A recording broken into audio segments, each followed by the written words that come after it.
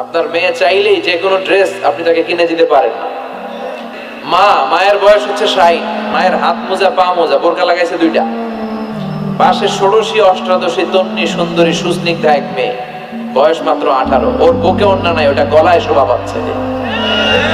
60 বছরের বুড়া মহিলার দিকে কেউ তাকাবে? ওনার তো ডেট এক্সপায়ার্ড, ডেট এক্সপায়ার্ড, ওনার সৌন্দর্য যা ছিল সব শেষ। তার দিকে তাকাবে না, তার উঠতি বয়সের তরুণ মেয়েটার দিকে অনেকে তাকাবে, কারণ এটা জেনেটিক্যাল একটা ইস্যু। একটা পুরুষ একটা নারীর দিকে জেনেটিক্যালি আকৃষ্ট হবে, এটাই স্বাভাবিক, ঠিক কিনা? এজন্য আপনার হাত মোজা পা মোজা আপনার দরকার ছিল না, আপনি পাতলা কাপড় পরলেও সমস্যা নাই, কথা কন।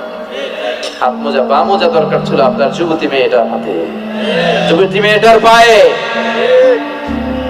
এজন্য আপনারা আপনাদের সম্মানকে বুঝবেন। যারা নারী স্বাধীনতার কথা বলে, নারী আন্দোলনের কথা বলে, এরা নারীদেরকে ঠকায়, এরা নারীদেরকে বিজ্ঞাপনের বিল বোর্ডে নগ্ন করে উপস্থাপন করে। রাস্তা দিয়ে হাঁটি, চোখ খুলতে পারি না।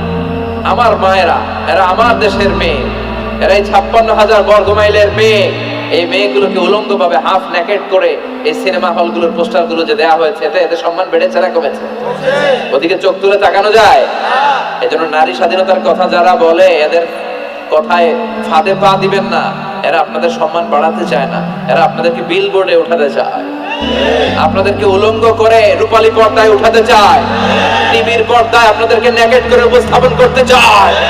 এদের ঘরেই নারীরা বেশি নির্যাতিত হয়, এদের কাজের মেয়েরাই বেশি নির্যাতিতা, আর সুযোগ পেলে এরা ধর্ষণে সেঞ্চুরি করতে দেরি করে না।